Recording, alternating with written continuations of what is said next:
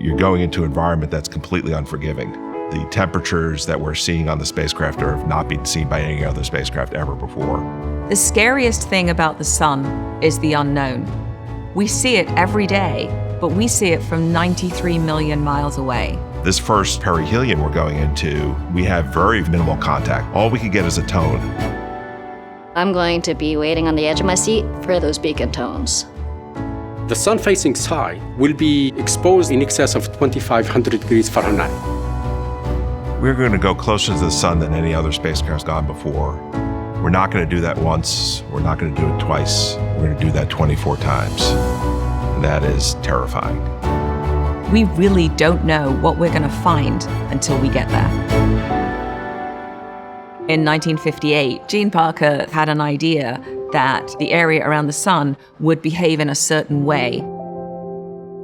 There are two really overarching mysteries that we have always wanted to study. Why is the corona hotter than the surface of the sun? Why is the solar wind continuously accelerated? We are now in what we call our encounter attitude.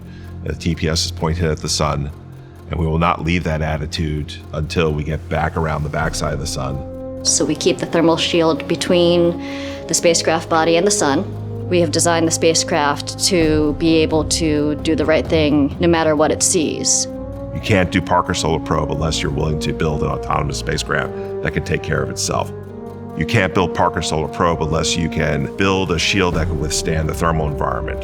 You can't do Parker Solar Probe unless you can keep the power generation cool. And all these things contain some level of risk.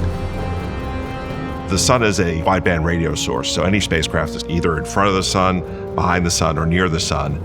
You can't talk to it.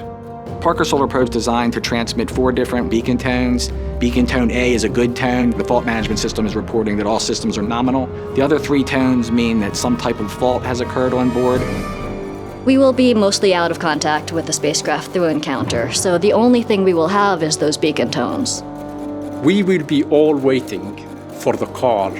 APL, APL, I am Parker Solar Probe. I'm doing well and I have surprises for you. The fear and tension and stress is all going to be focused on those last few minutes. This truly is a mission of discovery.